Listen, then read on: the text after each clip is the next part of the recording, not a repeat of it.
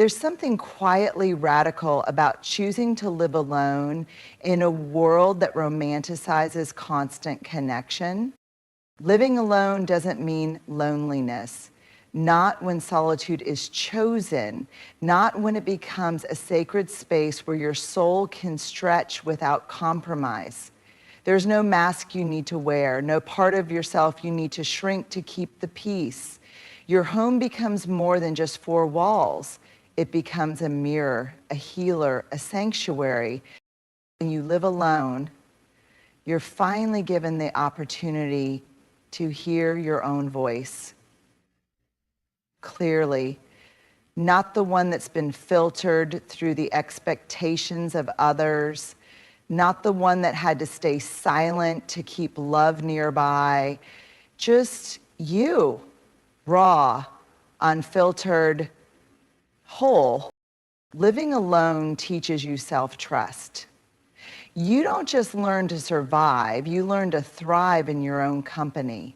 You learn how to light the candles for yourself, cook a meal just for your joy, sit in silence without needing to fill it. That silence, it becomes your teacher. And here's the truth no one tells you. Sometimes the loneliest place in the world is inside a relationship where you can't be yourself, where your needs feel too loud, where your dreams feel inconvenient, where your joy makes someone else uncomfortable. But when you live alone, your joy becomes yours fully. Your morning routine isn't up for negotiation. Your boundaries are not up for debate. Your spirit isn't waiting on anyone else's validation to feel alive. This kind of solitude isn't about isolation, it's about integration. Bringing back all the parts of you that you gave away too soon. It's about choosing peace over pressure, clarity over chaos, and freedom over forced connection. We've been taught to fear solitude, to associate it with sadness, with emptiness, with being left behind. But there's a profound difference between being alone and feeling lonely. Solitude is not a void, it's a vessel. It's not the absence of people, it's the presence of yourself. Living alone gives you this sacred space to come home, not just to a place, but to your own spirit. You're not performing, you're not pleasing, you're not interpreting someone else's moods or walking on emotional eggshells. You're just being. And for many people, that's the first time they've ever tasted freedom. And in solitude, your soul has room to breathe. You begin to notice the little things, the sound of rain against your window, the feeling of warm tea in your hands, the comfort of your own laugh when no one else is around to hear it. You discover that your own company isn't a consolation prize. It's a treasure you never fully unwrapped. Loneliness is often what we feel when we're disconnected from ourselves, even if we're surrounded by people. But solitude reconnects us. It gives us access to our intuition, to our inner child, to the parts of ourselves we silenced to fit in or be loved. This kind of alone is powerful. It's the alone where healing happens, where you meet your fears and don't run, where you confront your pain and learn how to hold it with tenderness, where you realize you don't need a crowd to feel worthy. You just need your own presence.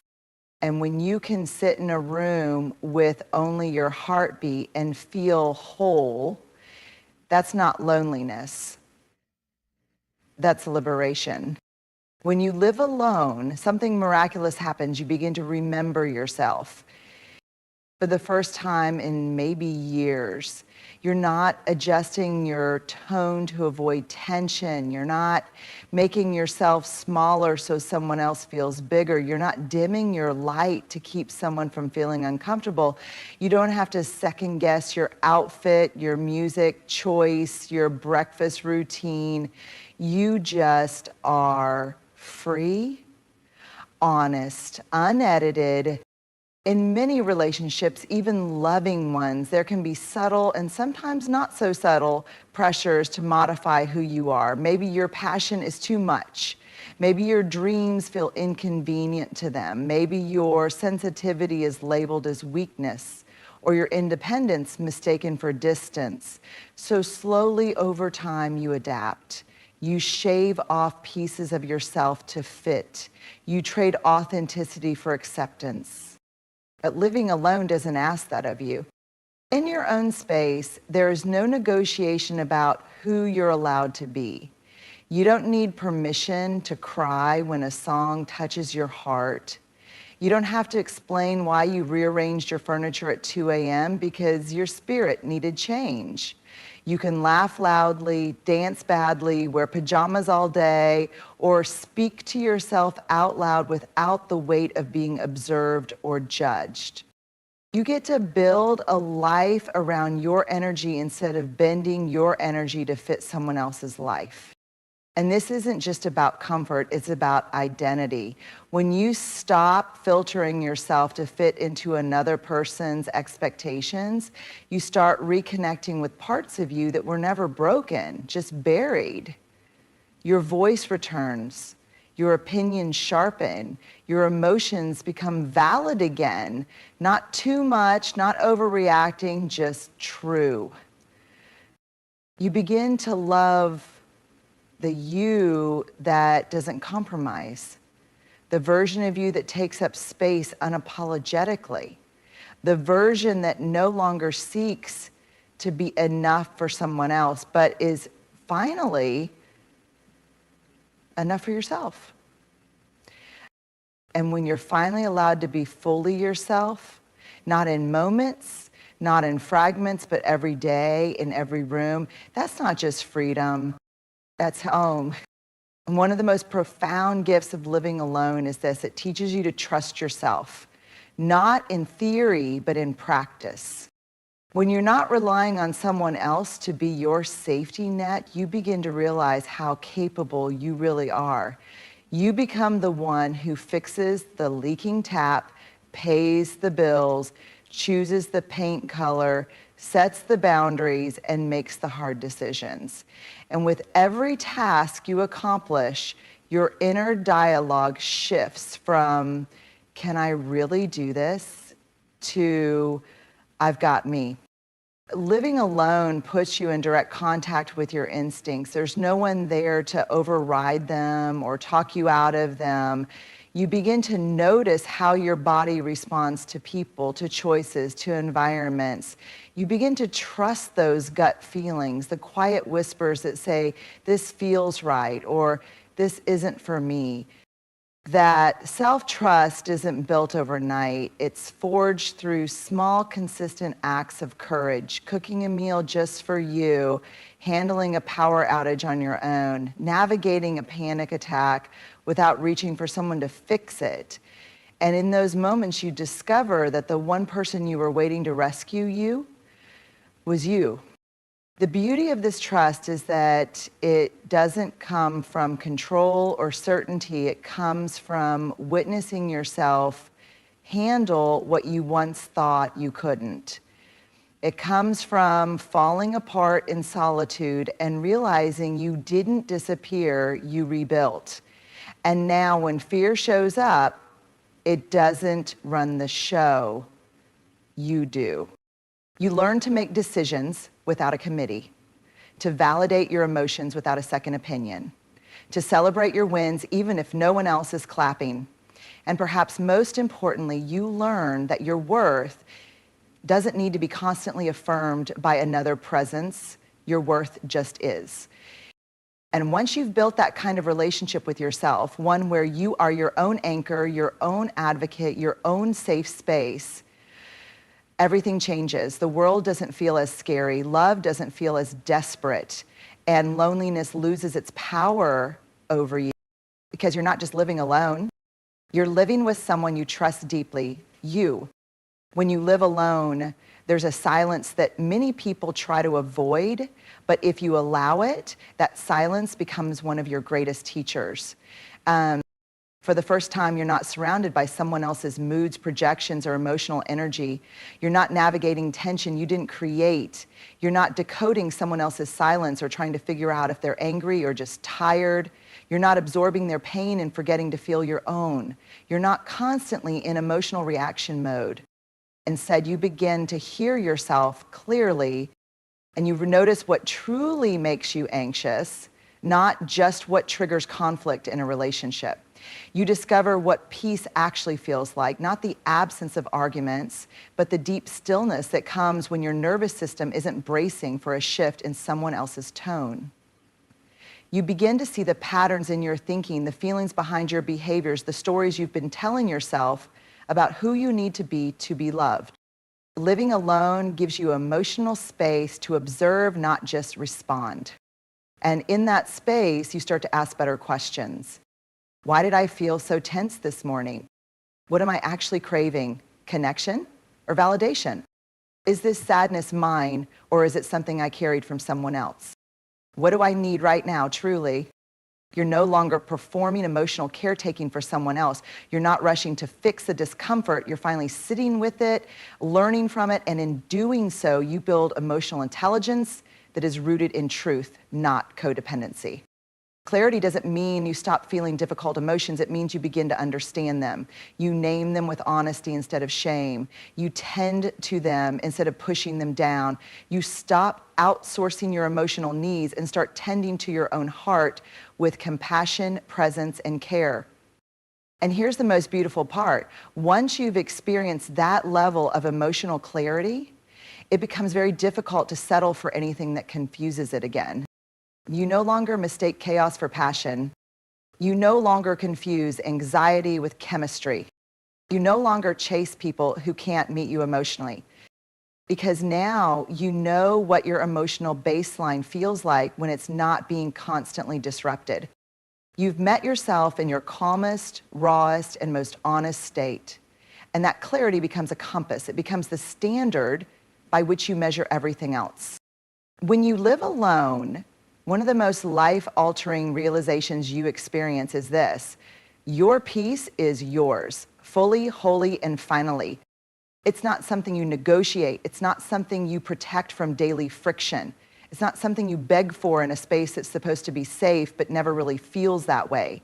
Your peace is not on someone else's mood swing schedule. It doesn't shatter when a door slams, a tone shifts, or someone withdraws affection without explanation. Your peace becomes sacred not because life is always quiet, but because you are finally in control of the emotional atmosphere you exist in. When you share space with others, especially in romantic relationships, peace often becomes conditional. You may find yourself adjusting your behavior, your words, even your energy, just to maintain surface level harmony. Sometimes you don't even realize you're doing it. You just tighten when they walk in the room. You overthink, you placate, you minimize your needs. But when you live alone, those micro adjustments stop. Suddenly, the silence isn't heavy, it's healing. Your mornings begin gently, not anxiously. Your evenings are filled with rituals you create for yourself, not emotional labor for someone else. There is no unexpected tension to manage, no criticism where you hoped for care, no one invading your peace under the guise of just being honest. Your home becomes a place of emotional safety. And emotional safety isn't a luxury, it's a foundation. You light candles because you want to, not to set the mood for someone else. You play music you love, eat when you're hungry, and speak to yourself kindly because no one is around to make you feel like those things are silly or indulgent. You're not afraid of being too much or not enough. You are simply you, at peace. And peace is not boring, it is revolutionary. Because in that stillness, you begin to heal wounds you didn't even know were open. You begin to regulate your nervous system without bracing for impact. You begin to trust joy, not as something fleeting, but as something you're allowed to live in. And once you taste this kind of peace, you become fiercely protective of it. You stop opening your door to chaos disguised as love. You stop entertaining people who disrupt your calm and call it passion. You stop confusing intensity with intimacy. You realize that true connection, whether with a partner, a friend, or yourself, should feel like a deep exhale, not a constant holding of breath. Because when no one controls your peace, you finally get to own your life. And that kind of freedom, it's not just beautiful, it's unshakable. When you live alone, truly, fully, something profound begins to form beneath the surface of your life, a foundation. Not built from fear or dependency, not from loneliness or lack, but from wholeness. And this wholeness becomes the most powerful groundwork for any future love you may choose. Because that's the key. You choose, not chase. You no longer look for someone to rescue you, complete you, or soothe the wound that still bleeds. You've already met the person who stays you. You've already practiced showing up on the hard days, loving yourself through the ugly cries and the silent victories no one else sees. You've learned to hold space for your own complexity, your fire, your fear, your tenderness, without judgment. So when love does arrive, it's not your oxygen, it's not your escape, it's not your entire identity. It's an addition, not a lifeline. Living alone teaches you the difference between loneliness and longing. It teaches you to wait for a love that doesn't drain your peace or silence your voice. You become fluent in emotional safety, so you stop mistaking chaos for connection. You learn how to set boundaries without guilt. You understand that your needs aren't too much, they're sacred. And here's the beautiful paradox. When you stop needing someone to make you whole, you become more available for a love that's actually healthy, one that's not rooted in possession or performance, but in mutual respect. One where both people are free and choose each other, not out of fear, but out of fullness. Because the version of you that emerges from solitude knows her worth, knows his value, knows they deserve a love that adds to the life they've already built, not one that asks them to abandon it. You'll no longer trade your inner peace for outer validation. You'll no longer settle for half presence or inconsistent affection. You'll no longer pour yourself into people who only offer you a thimble in return. Well, humor, because you've learned how to love without losing yourself. And that's the kind of love that changes everything. So if love comes, let it come. But if it doesn't, you'll still be standing, rooted, radiant, whole. Because your first great love wasn't someone else. It was the quiet, powerful, healing relationship you built with yourself. Living alone isn't about rejecting love, it's about redefining it. It's about choosing to come home to yourself first, to unlearn the belief that your value is tied to being chosen, needed, or partnered. It's about creating a space where your peace isn't a luxury, but a daily standard, where your voice isn't silenced, but heard clearly by the one person who always needed to hear it most, you. Living alone teaches you how to stay through discomfort, through boredom, through joy. It strips away distractions and reveals your truest needs, your softest edges, and your deepest truths. It's not easy, but it's sacred. And once you've built a life where your joy doesn't rely on someone else's presence, where your days are full of your own rituals, your own values, your own rhythm, where your self-worth is intact, whether someone texts back or not. That's when love, if and when it comes, becomes a conscious choice, not a desperate need. Because you've already found what so many people spend years searching for in others. Belonging, safety, enoughness. You didn't find it in a partner,